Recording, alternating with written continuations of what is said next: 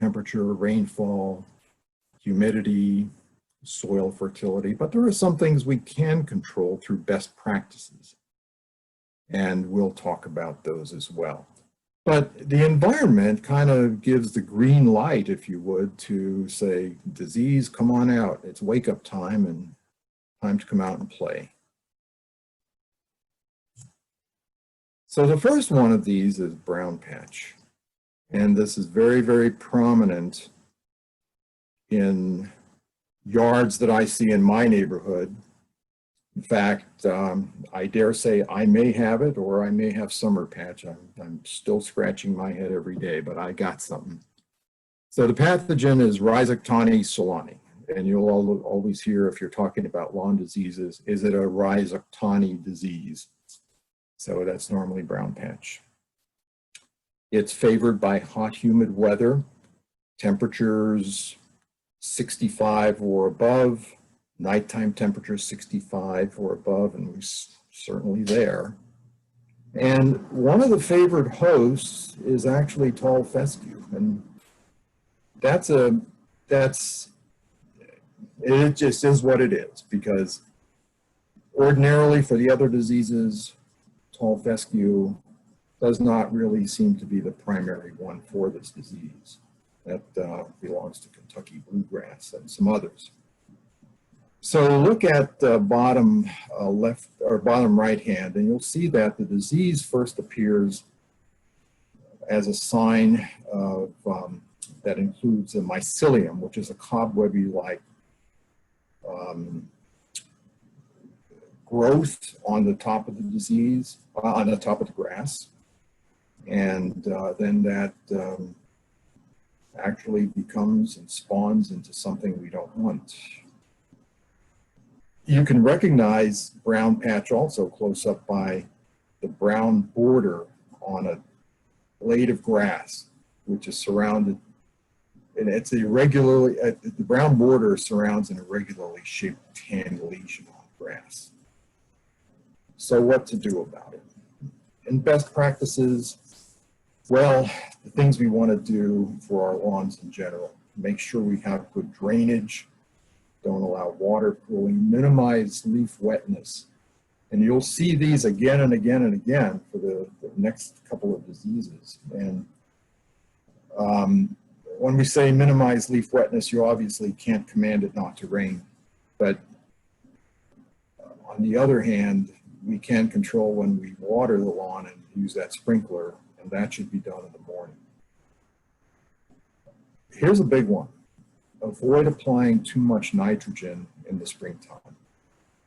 And that, I think, sometimes goes against a lot of what we see in the commercial world come March, April, when all those commercials for lush lawns appear. If you put this product down now, and it's all great. But the problem is nitrogen in the springtime is really not the time to do it.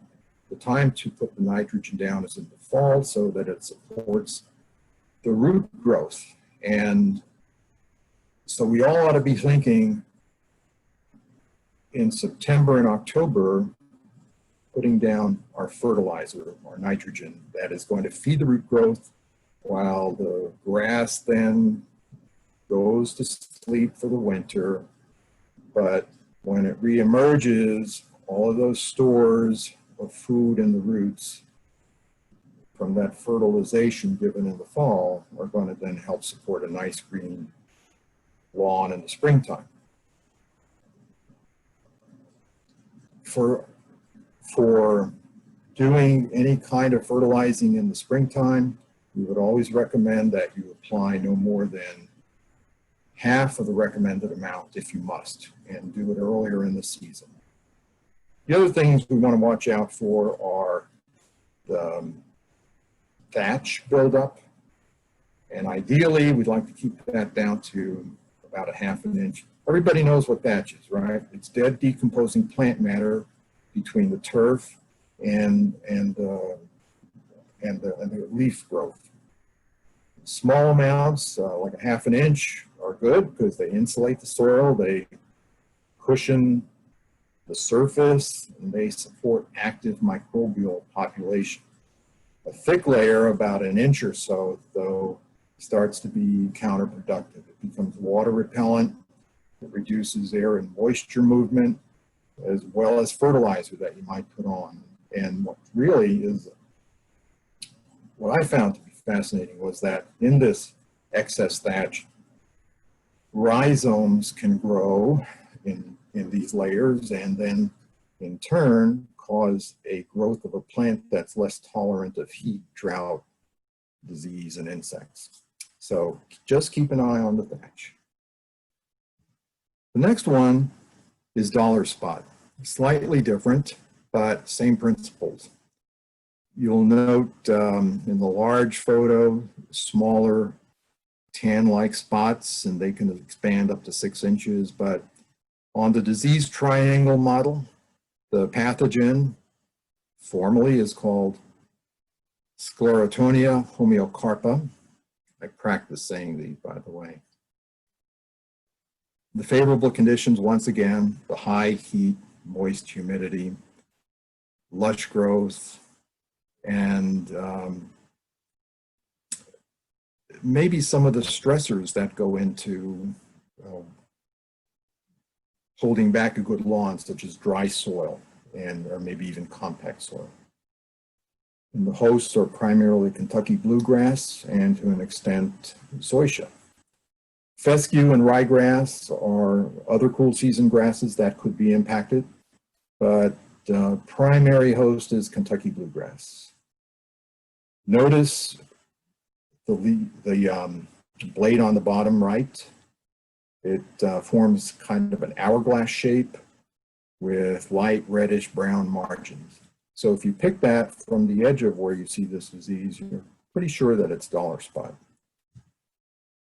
Best practice, again, maintain proper nutrient level, avoid letting your lawn get stressed out. And that may mean proper watering, and we talked about that on the last slide, and returning clippings to lawns, and overseeding using resistant cultivars. Now, someone will no doubt ask, if I return my clippings to lawns, am I not building up thatch? And the answer is no, not generally, because those clippings are the grass that they readily decompose. And so they're actually feeding small amounts of nitrogen, safe amounts of nitrogen to your lawn when you do that. So, but anyway, if you do find excess thatch, then we need to do something about that. Call it out. And of course, responsible watering and watching the leaf wetness, including not mowing when it's wet. And that applies for all as well. So, summer patch. This is the one I have difficulty with detecting on my own lawn, thinking I have either this or brown patch. So pathogen, Magnaporte poe, favorable conditions, all the same, high temperature, moist compacted soils, and the hosts are, well, any grass is really not immune to it, but Kentucky bluegrass and fescue, especially when they're under stress. So once again, a case for responsible lawn management in the challenging weather that we've been having. So you'll note that it's evident by scattered patches of dead turf that are smaller, that can grow as large as several feet. And this disease affects the grass roots in the spring, and you don't know that's happening, but you know it's it's supported by any excess nitrogen that may be put down. But the symptoms don't appear until June through September, when we're having the hot, dry weather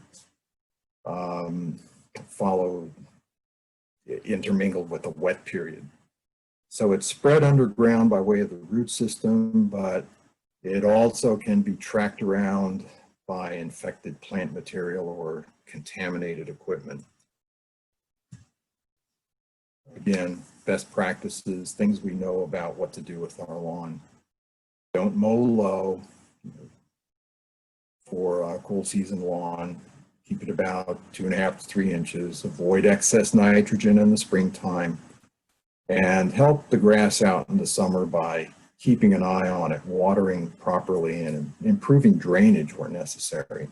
And I will confess that I have not been watering properly, because up until around the 3rd week in July, I thought, wow, my grass is doing great. I'm mowing high, I'm recycling my clippings.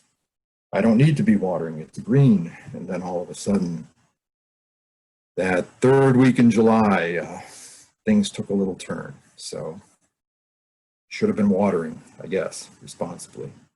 The last one of these is Pythium Blight. Pythium affirmative.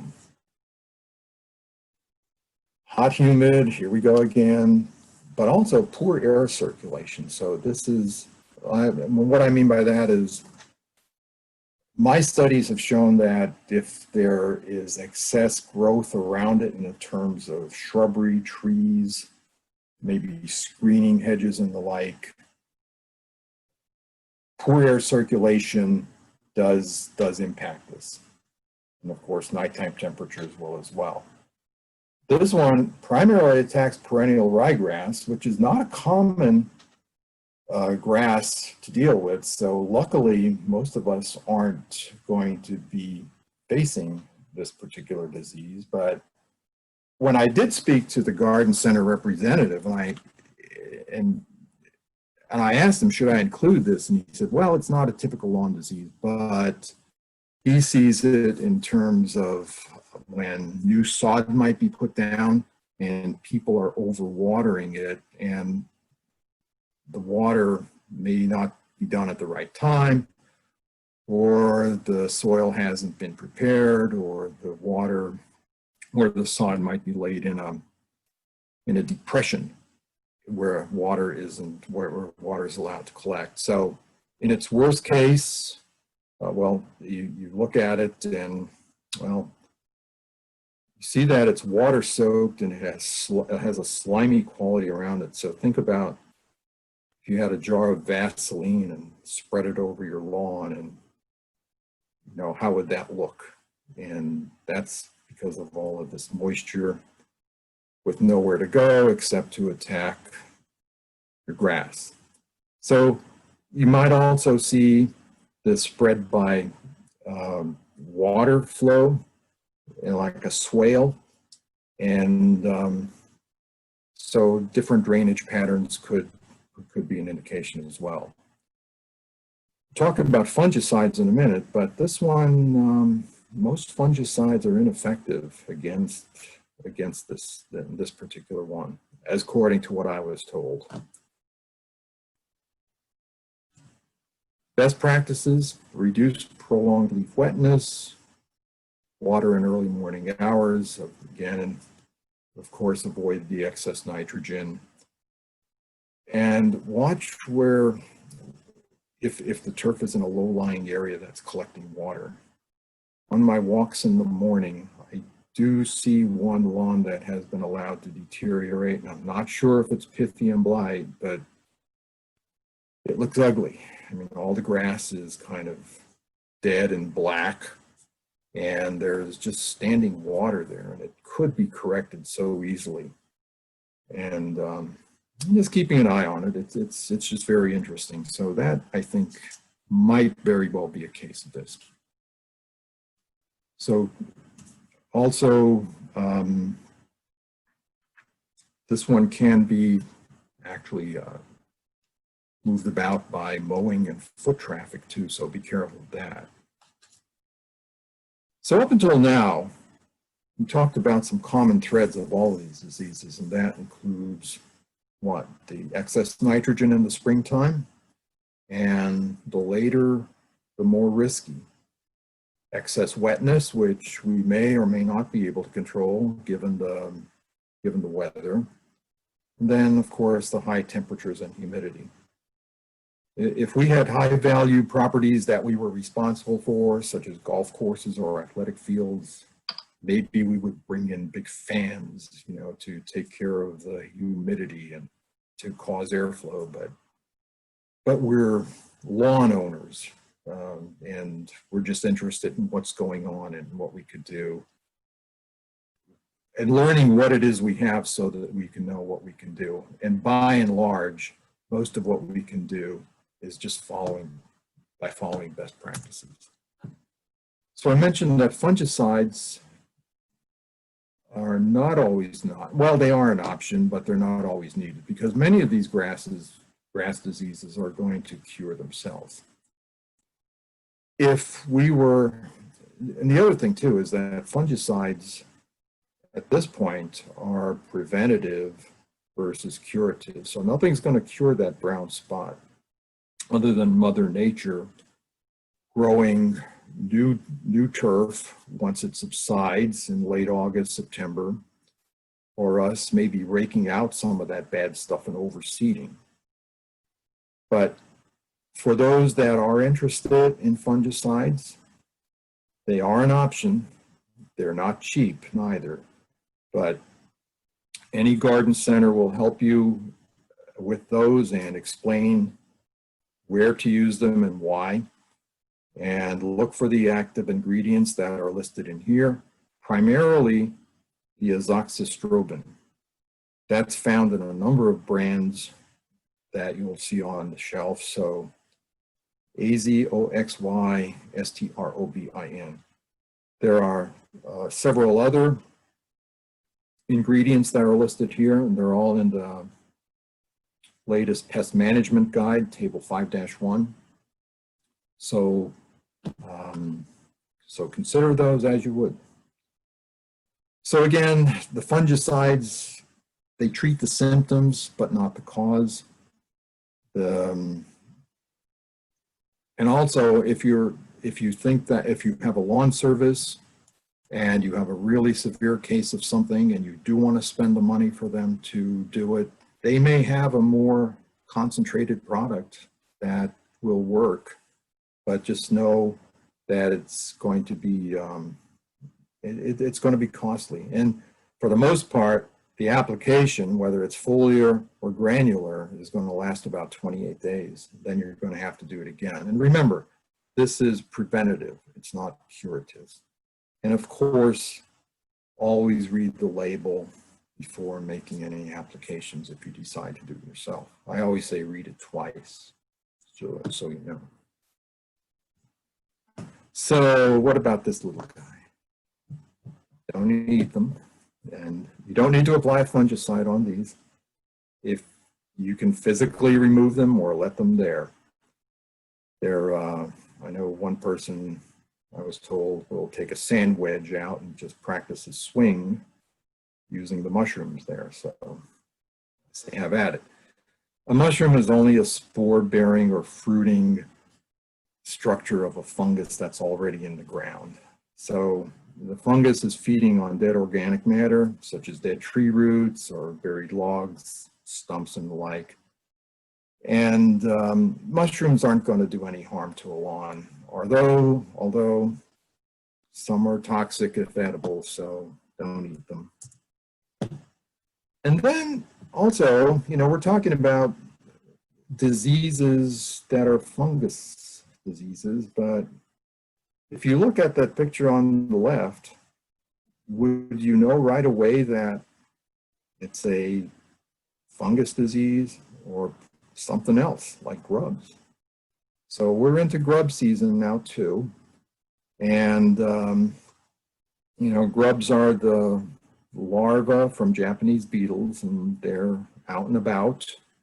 And the eggs that they have laid will form the grubs that then attack the root system. And one notable way that you could check to maybe determine if what you have is grubs is to see if the grass pulls back like a carpet relatively easy. And the books say that if you have a high concentration of 10 or more per square foot, then you may require treatment. So I would seek out what you'd need to do, maybe go to a garden center and see what is necessary. If you have a lower amount of grubs, you don't maybe have to do anything chemically. That's a clue that maybe just revisit your lawn care practices more broadly. Just be sure that you're doing all the things like aeration and the proper fertilization and ensuring good growth. But again, we're subject to nature's whims. So in summary, I would just say that there's no outright cures for these diseases, just treatments. And for the most part, a good many of them will go away on their own. They do cause problems while they're evident, and I kind of learned my lesson, and I'm taking photos and I'm doing a calendar myself, kind of like a journal, to know when they arrived, what was the weather like, when they started to disappear. And I will go on that, and that may cause me then to consider some other alternatives next year. But of course, always follow proper cultural practices, watering, no excess fertilizing in the springtime, cutting at the right height, and mulching with top cover, as we're all going to do in the fall during our replenishment. And then choosing varieties that are suited for our region. And I think there is another question that will be addressed later on, and I'll go into that a little more, but just know that Virginia Tech publishes a list of turf grasses, both cool season and warm season, that have been tested for overall performance in a wide range of factors, and including the overall health and disease resistance. And it would be worthy consulting of that. And I will put this link up on the chat page once I come out of here, but we'll talk, I think we'll talk a little bit more about that in a follow-on question. But that concludes my presentation for this morning, and brief that it was, and certainly not all encompassing. I'd be happy to take any questions from those who may wish to ask.